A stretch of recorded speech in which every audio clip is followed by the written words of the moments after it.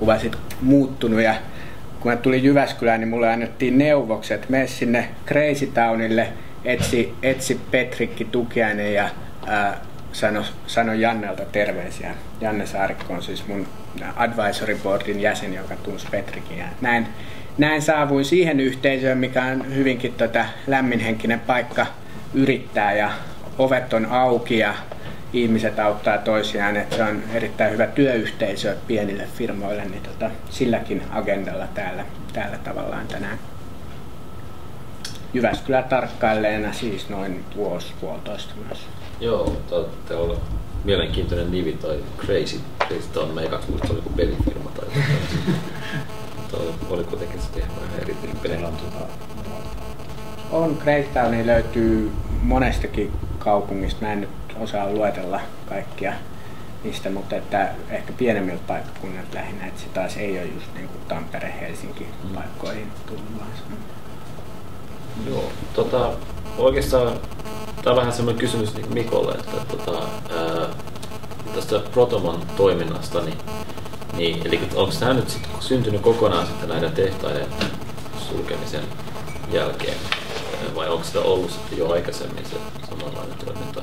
No itse asiassa se oli aika lailla semmoinen kipinä sille, että nyt Protomo syntyi, että yhtäkkiä tuli niin valtava määrä IT-osaajia ja sitten tämmöistä prosessiosaajaa vapautui suurin piirtein samaan aikaan. Koska tämä on vähän sama tarina, mä oon oikeastaan nyt kuullut siellä Kouvolassa, kun kävin Lappeenrannassa oikeastaan sama tarina. Tämä oli ainakin mulle vähän semmoinen avaus, että ne yrittäjät, jotka on niin syntynyt, niin ne on just tullut terve.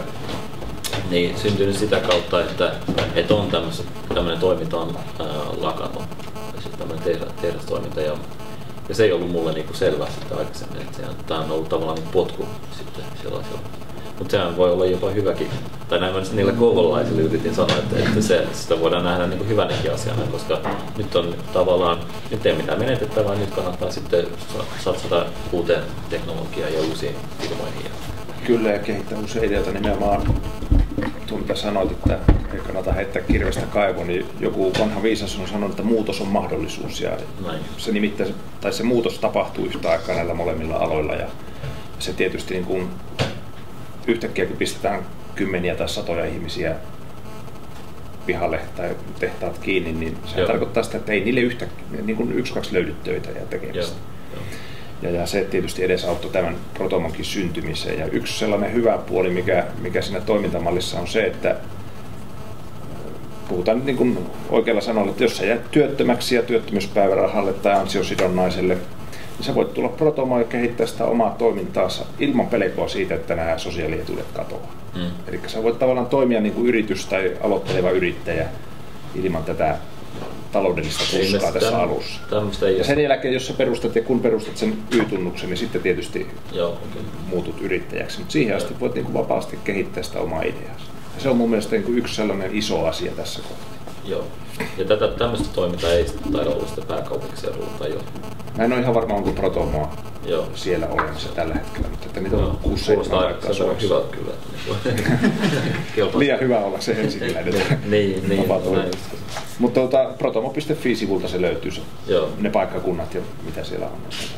Tätä tehdään yhteistyössä näiden kehittämisyhtiöiden, niin kuin esimerkiksi Jyväskylä Innovation, sitten meillä on Jykes, joka on paikallinen kehittämisyhtiö, Teknopolis, joka tarjoaa tiloja ja mä luulen, että se malli on aika lailla samantyyppinen joka kaupungissa, että jollain tavalla julkiset toimijat on ottanut tämän asian omakseen ja lähteneet niin kuin tarjoamaan tämän mahdollisuuden näille tuleville yrittäjille ja tuleville yrityksille ja tavallaan mahdollistamaan sen toiminnan jossain tietyssä tilassa. Oleellinen asia on se, että sinne ihmiset tulee ja vaivautuu paikalle ja rupeavat keskustelemaan keskenään. Siitä se lähtee ensimmäisenä liikkeelle. Silleen hassu, että koska siis Jyväskylän yliopistohan on oikein sellainen perinteikäs tietojenkäsittelytieteen yliopisto. Ainakin mulle muodostunut on tosi vahva kuva, että tämä on yksi niistä niin isoista keskuksista ollut sillä saralla. Kyllä, tiedäkseni. Tosin tuo tietojenkäsittely tieteiden laitos itsessään se keskittyy enemmänkin tämmöiseen, mitä sanoisi, teoriaan, joka on lähempänä tätä kaupallista puolta. Että tunnen niitä paremmin tätä tietotekniikan laitosta, joka sitten keskittyy varsinaiseen ohjelmistopuoleen ja ohjelmistojen kehitykseen. Niin siis onko se samassa yliopistossa sekä tietotekniikan laitos että tietojen käsittely? Kyllä. Ahaa. Meillä on tietojärjestelmätieteet. Meillä on siis informaatioteknologian tiedekunta, jossa on 2 laitosta ja toinen on se tietojen käsittelytieteen laitos ja toinen tietotekniikan laitos. Niillä on yhteistyötä siis niin toistensa kanssa kyllä. Joo. No. Mutta eli on tavallaan, no minä itse asiassa taas edustan tieteen puolta ja siellä taas on kauppatieteet osana sitten myöskin sitä kokonaisuutta. Aivan. Eli sit jos te pistätte firman kasaan, niin se on luonnollinen. Niin, tavallaan semmoista. Okei. Mutta eikö se ole kuitenkin semmoinen niin aika vanha tämmöinen, tai ollut aika pitkä? On se aika pitkä ollut. En muista tarkalleen mikä on kuinka vanha, mutta on se kuitenkin, että kun on jo oma tiedekunta sillä ei kokonaan, tai tiedekunta oma asialla ympärillä, niin se ei. Mulla on siis Jyväskylä vähän tämmöinen toinen koti, että mun kiiklattu on sitten täältä kotoiselta tullaan tänne aika usein. Ja tykkään kovasti Jyväskylästä kyllä. Siitä Aalto University, siis Protomosta niin Aalto University siis pyörii Helsingissä. Ai siellä on semmoinen? Joo, okay. Se on just tullut. Mä katsoin protomo.fi. Okei. Onko se Venture Garage vai se eri? Joo. Se on sama. Siis onko se Venture Garage jotenkin Protomon alaisuudessa? Tai siis yhteen? Mulla on hämärä se Venture Garage on sen linkit joka puolella on erittäin hämärä. Toimintaa koordinoi Aalto-yliopiston koulutuskeskus TKK Dipoli. Toteutuksessa hyödynnetään Design Factoryn ja Mind-hankkeen kokemuksia. Se on Design Factory just sitä Venture Garage. No se jotenkin ei ole kyllä näkynyt niissä tapahtumissa Venture Garageissa mitään Protomo-logoa, mutta että hyvä näin. Se on varmaan ihan uutta juttua. Joo, se on tiennyt sitä. Ja katsoin, ne Crazy Town kaupungit. Alkaa marraskuussa. Joo. Okei. Se jos nää on. Niin, no se on toki. Ne Crazy Town. Eikö ne Crazy Town oli Heinola, Jyväskylä, Kajaani, Pori, Turku ja Vuokatti. Nyt ne on 6 kappaletta tällä hetkellä. Joo. Okay. Mites toi tavallaan investointipuoli sitten täällä?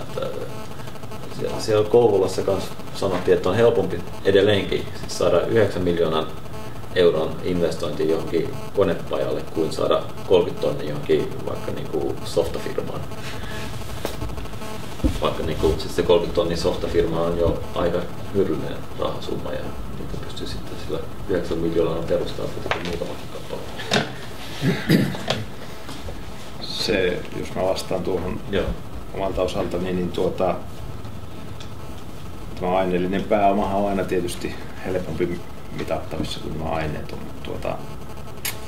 Meillä on tällä hetkellä niin kuin siinä ohjelmassa sellainen mahdollisuus, ei aivan niin kuin 9 miljoonasta puhuta eikä muistakaan, mutta että meillä on niin kuin näille Protomo-tiimeille, joita nyt tällä hetkellä on joku 10 kappaletta pyöreillä luvulla, jos puhutaan, niin meillä on varattuna pieni rahoitus siihen, että nämä tiimit voi tehdä jotakin sopivaksi katsomansa työtä. Eli tavallaan ei tarvitse välttämättä sitä alkutoimintoja rahoittaa omasta takataskusta, vaan että meillä on järkeviin hommiin varattuna hiukan rahoitusta. Ei nyt aivan 30 000 per tiimi, mutta kuitenkin tuhansia, muutamia tuhansia. Sitten mitä tulee näihin investointeihin, niin mikäli mä oon ymmärtänyt oikein, niin ainahan sitä hyville ideoille rahaa löytyy, mutta että se, että pystyt näyttämään, että sulla on hyvä idea, niin se onko sellaisia paikallisia investoreita? Meillä on Mid-Investit löytyy ja sitten on tietysti nämä julkiset. Mikä se nimi on? Mid-Invest.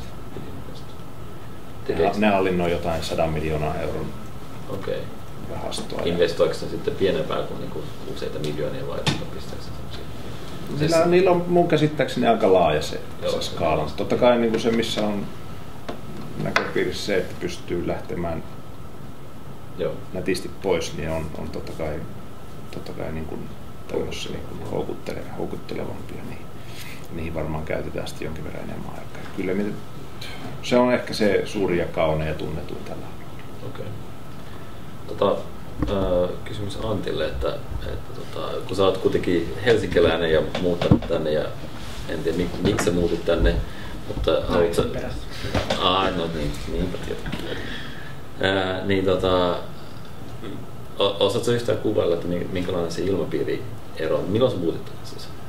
Mä muutin tänne, kohta 2 vuotta sitten, tuossa keväällä. Niin joo, niin se oli oikeastaan just siinä, kun on se helsinkiläinen yrittäjätoiminta on niin vähän käynnistynyt, koska siis Helsingissä, vaikka se on nyt viime aikoina ollut hirveän tunnettu ja jopa niin Baltian maatkin katsoo sinne ja itse asiassa ruotsalaisetkin katsoo sinne, että minkälaista niin toimintaa siellä on. Niin tämä on ihan uusi ilmiö, että sinne on rakennettu ihan viimeisen 3 vuoden aikana suunnilleen tämä Helsingin niin kuin yrittäjäyhteisö. Niin mutta osaatko vertailla, että onko tänne sitten syntynyt yhtään samanlaista tai syntymässä? Varmaan jos puhut Helsingissä niin tästä niin sanotusta startup-skenestä, eli ohjelmistoyrittäjiä lähinnä, niin varmaankaan semmoista mä en ole täältä Jyväskylästä löytänyt. Mä oon oikeastaan pyrkinyt sitä etsimäänkin ja aika vähän niin kuin ohjelmisto. Mä tiedän, että täällä on niitä firmoja, mutta ei ne yrittäjät, ei täällä ole mitään semmosia open coffee-tapaamisia tai että niin kuin hei, nytkin me istuu tässä pöydän ympärillä 30 ihmistä, mutta mä en tiedä kenenkään nimeä. Että täällä on vähän semmoista niin kuin jähmeitä. No yhden mä tiedän, okei. Pikkusen semmoista, että valot on pois päältä ja istutaan hiljaa pöydän ympärillä pönötystä.